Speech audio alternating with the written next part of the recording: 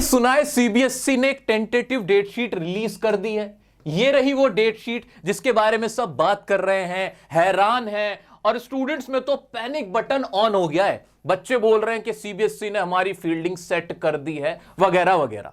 लेकिन मैं तुमसे बता देना चाहता हूं कि अगर ये डेट शीट जो कि टेंटेटिव है, अगर ये फाइनल भी हो जाती है तो भी ये डेट शीट तुम्हारे लिए नहीं है। ये कोई असली डेट शीट है ही नहीं। ऐसा मैं क्यों कह रहा हूं, ध्यान से सुनो, ध्यान से सुनो।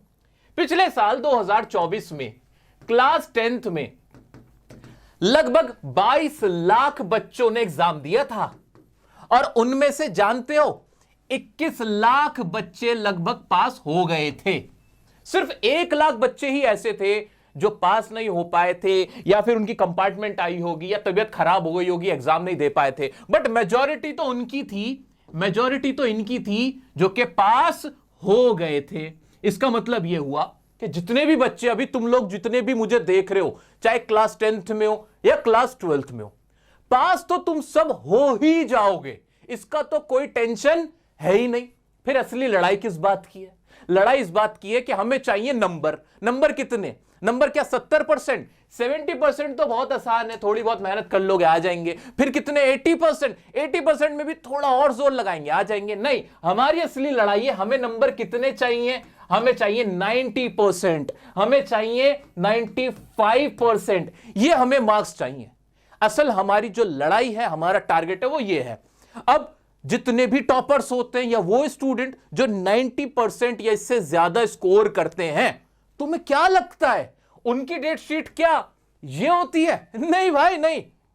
उनका एग्जाम 17 फरवरी से स्टार्ट नहीं होता है। वो इसे टारगेट नहीं बनाते हैं। तो फिर असली टारगेट क्या होगा?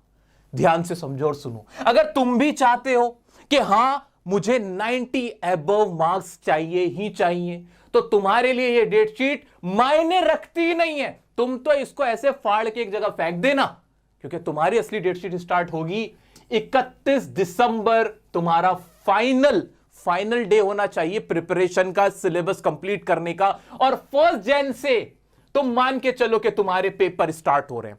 1 जनवरी 2026 ये दिन है तुम्हारे लिए इंपॉर्टेंट। 17 फरवरी 18 फरवरी ये तुम्हारे लिए इंपॉर्टेंट नहीं है। मेरा बच्चा, अगर तुम 1 जनवरी को अपना टारगेट बनाते हो कि यार 1 जनवरी को मैं अपना पहला एग्जाम देने जा रहा हूं, तो तुम्हारी प्रिपरेशन जानते हो कैसे होगी? तुम्हारी प्रिपरेशन ऐसी हो जाएगी कि जब 15 फरवरी आएगी, 17 फरवरी आएगी, पहला पेपर देने बैठोगे ना, तब तुम इतनी बार रिवीजन कर चुके होंगे, मेंटली इतना प्रिपेयर्ड हो चुके होंगे, इतनी अच्छी तुम्हारी तैयारी हो चुकी होगी कि वो पेपर ना हलवा लगेगा। तुम कहोगे क्या बोर्ड यार, बोर्ड की तो बस क्या ही बोलूं मैं, बोर्ड तो बहुत आसान है, बोर्ड की कोई इज्जत ही नहीं है। ये तुम्हारी हालत होगी। क्योंकि याद रखना, कितने भी टॉपर हो यूपीएससी एग्जाम से लेकर स्कूल के एग्जाम तक, जो भी बच्चा टॉप करता है ना, उन सब में ना एक चीज कॉमन होती है कि वो कम से कम 5 बार रिवीजन करते ही करते हैं पूरे सिलेबस का। ये सच्चाई है। अगर तुम्हारे मान लो इंग्लिश में 10 चैप्टर है, तो 10 चैप्टर को 5 बार तुम रिवाइज कर लो और उसके बाद तुम पेपर दो। सोचो क्या तुम्हारा लेवल होगा यार। और वो रिवाइज कैसे होगा? जब तुम अपनी टाइमलाइन ठीक बनाओगे। ये नहीं कि मेरा पेपर है 17 तारीख को, 21 तारीख को, और मैं तैयारी कर रहा हूं 19 तारीख को पहली बार। नहीं, ये तुम्हारी फर्स्ट टाइम रिवीजन नहीं होनी चाहिए। मानते हो? जितना आप रिलैक्स्ड माइंड से पेपर देने चाहते हो, उतने अच्छे तुम्हारे मार्क्स आते हैं। तो तुम्हें क्या करना है भाई? तुम्हें इस डेट शीट से मैटर होना ही नहीं चाहिए। तुम मानो ही मत कि मेरा 10th क्लास का पहला पेपर मैथ का 17 को है। 17 को क्यों है? 17 को नहीं है भाई। हम तो पहले ही मान के चलेंगे कि मैं अपने पेपर, अपने सैंपल पेपर और मॉक्स में कब से देना शुरू कर दूंगी 1 जनवरी से। अपने आप को इतना टाइम दो। और मैं ऐसे ही नहीं कह रहा, ये प्रैक्टिकल है यार। प्री बोर्ड कब होते हैं तुम्हारे, बताना जरा। तुम्हारे प्री बोर्ड जनवरी में होने लगते हैं। दिसंबर के लास्ट और जनवरी में प्री बोर्ड क्यों होते हैं? इसीलिए तो होते हैं कि मान लिया जाता है कि जो टॉपर है, जो एक अच्छा स्टूडेंट है, पढ़ाई कर रहा है मन से, उसका सिलेबस तो कंप्लीट हो चुका होगा, उसकी तो रिवीजन कंप्लीट हो चुकी होगी। तभी तो तुम्हारे लिए प्री बोर्ड का कॉन्सेप्ट होता है। प्री बोर्ड का मतलब फॉर्मेलिटी नहीं है। प्री बोर्ड का मतलब कोई फॉर्मेलिटी नहीं है, तुम्हें इस प्री बोर्ड को ही टारगेट मानना है, इस डेट शीट से तुम्हें मैटर नहीं होना चाहिए। यार तुम मेरी वाली गलती मत कर देना। डेट शीट जैसे ही आई है बहुत सारे स्टूडेंट अब पैनिक करने लगे हैं, घबराने लगे हैं, डर का माहौल हो गया है, और इस चक्कर में ना तुम अपनी लाइफ की जो बेस्ट क्लास है उसको मिस कर रहे हो। मैं बात कर रहा हूं क्लास 10th की। क्लास 10th हमारी लाइफ की सबसे बेस्ट क्लास होती है, उसकी मेमोरीज लाइफ टाइम हमें याद रहती हैं। तुम अपने बड़े भाई से पूछना, अपने मम्मी पापा से पूछना, वो तुम्हें बता देंगे कि कौन सी क्लास उन्हें आज तक याद है। वो बोलेंगे क्लास 10th। अभी तुम्हारे पास समय है, तुम अच्छे से पढ़ाई करो, कौन रोक रहा है यार। अच्छे से स्ट्रेटेजी बनाओ, रेगुलर स्टडी करो। मैं बताता हूं कैसे क्या करना है, मैंने तुम्हारे लिए सोचा हुआ है, तुम उसकी टेंशन मत लो। लेकिन ये जो तुम्हारे गोल्डन मोमेंट्स है ना लाइफ के, चाहे क्लास 10th हो या फिर क्लास 12th, क्लास 12th तो आखिरी क्लास है भाई। कहां घूमो तुम, स्कूल खत्म तुम्हारा। अब दोबारा तुम उस क्लास में नहीं बैठोगे, 3-4 महीने का खेल है, फिर तुम दुनिया की भीड़ में ना खो जाओगे, उस रेस में भागने लगोगे जिसका तुम कभी हिस्सा बनना भी नहीं चाहते थे। कोई स्कूल, कोई टीचर नहीं रहेगा। फिर ये जो यूनिफॉर्म पहन रहे हो, ये लास्ट टाइम पहन रहे हो क्लास 12th वालों। तो तुम दोनों को ही मैं बोलना चाहता हूं, क्लास 10th, क्लास 12th, अपने जो बहुत अच्छे प्रेशियस मोमेंट्स हैं उन्हें वेस्ट मत करना डर के मारे। मैंने किया था ऐसा, मुझे मैथ्स से बहुत डर लगता था उस टाइम पे। मैं मैथ्स की टेंशन ज्यादा लेता था, जितनी मैं टेंशन लेता था उतनी अगर मैं प्रैक्टिस कर लेता तो क्या ही बात थी यार। हमारे साथ होता ही है, हम ना मेंटली बहुत ज्यादा सोचते रहते हैं और करते नहीं है। बेटर क्या है, 2-3 घंटे की self study, like beside from your tuition हटा के और स्कूल हटा के 2-3 घंटे की सेल्फ स्टडी 3-4 महीने अगर कर लोगे, 80 से 90% कोई सी भी क्लास में आ जाते हैं। ये मैं तुम्हें फैक्ट बता रहा हूं। अब उसके बाद में कोई कुछ भी बोले, it doesn't matter at all. ये किसी भी स्टूडेंट की मैं कहानी बता रहा हूं, चाहे तुम एवरेज स्टूडेंट हो, चाहे तुम बिलो एवरेज हो, चाहे टॉपर हो, तुम इतना करने लग जाओ, सब हो जाएगा। ठीक है, अब बात करते हैं कि भाई तुम्हारी डेट शीट क्या बनेगी क्या नहीं। भाई मोटा माटी तो यही पेपर शुरू होते हैं, हर साल 15 से शुरू होते हैं, इस बार 20 से शुरू हो रहे हैं। कौन सा कोई बड़ी बात हो गई, कौन सा आसमान फटा है, फैब में ही तो पेपर होते हैं यार हर बार, इस बार भी हो रहे हैं। पहला पेपर मैथ्स का है, फिर 10th की अगर मैं बात करूं तो 21 को फिर इंग्लिश का है। इंग्लिश की जहां बात आती है, इंग्लिश का पेपर ना अपने माइंड से निकाल दो कि तुम्हें उसकी प्रिपरेशन करनी है, बाकी की करो ना प्रिपरेशन, कौन रोकता है।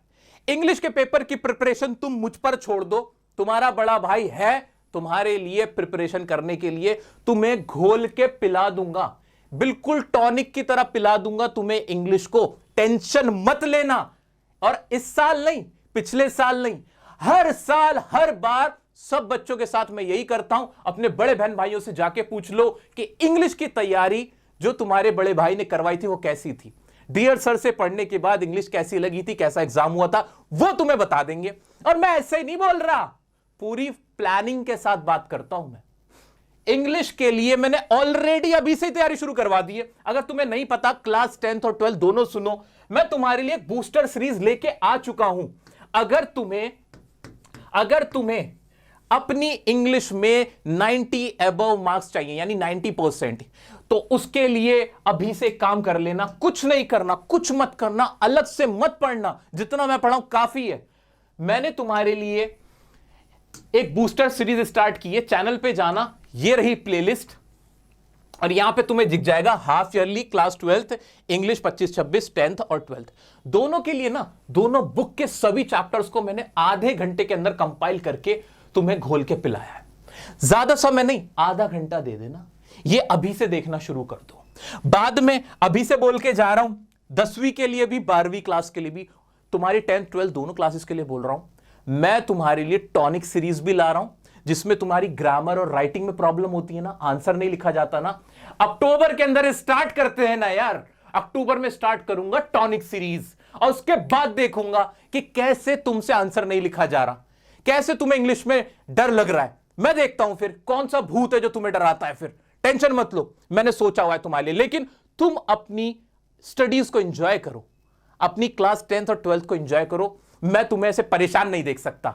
जानता हूं माहौल ऐसा बना हुआ है आजकल कि हर छोटी छोटी चीज बड़ी बन जाती है, बट विश्वास करो, तुम्हारा बड़ा भाई हूं इसलिए बोल रहा हूं, पेपर अच्छा आएगा, आसान आएगा। मन से 2-3 घंटे भी अब से पढ़ोगे तो भी 90+ ले आओगे। जितनी मेहनत करोगे उतना फल मिलेगा अगर स्मार्टली प्रिपरेशन करोगे। डरना मत, घबराना मत, डर की वजह से प्रिपरेशन खराब हो जाती है। याद रखना, ज्यादा सोशल मीडिया पे इस तरह के वीडियोस पे ध्यान मत देना जहां तुम्हें कोई डरा रहा है या कोई तुम्हारा दोस्त डरा रहा है, ठीक है? कोई डरने की जरूरत नहीं है, बहुत अच्छा पेपर होगा तुम्हारा, भरोसा रखो और दुआ करो, ठीक है? तो ये रही बूस्टर सीरीज की बात। बूस्टर सीरीज अभी देखते हुए चलना, और साथ में टॉनिक सीरीज जब आएगी वो तुम्हारे लिए बहुत बढ़िया होने वाली है। अभी भी बहुत सारे मेरे बच्चे ऐसे जो कह रहे हैं सर पढ़ा नहीं जा रहा, पढ़ना चाहता हूं, मन नहीं लगता, फोकस नहीं होता। तुम्हें एक छोटा सा वीडियो दूंगा, कल दे दूंगा वो वीडियो, कल परसों में एक छोटा सा वीडियो आएगा जिसका टाइटल ही होगा कि ये वीडियो देखकर पढ़ने बैठोगे। वो वीडियो मैंने ना बड़े मन से, जो मेरी फीलिंग्स है ना, मैंने वो तुम्हें अपना पूरा एक्सपीरियंस लाइफ में जो मैंने चोट खाई है ना, वो मैंने उसमें निकाल के दी है। वो जरूर देख लेना, 5 मिनट का वीडियो। मैं वीडियो जबरदस्ती के नहीं बनाता, मुझे लगता है कि रिक्वायरमेंट है, मेरे स्टूडेंट्स को, मेरे बच्चों को फायदा होगा तो ही बना देता हूं, ठीक है? वो देख लेना, वो तुम्हारी पढ़ाई में बहुत हेल्प करेगा।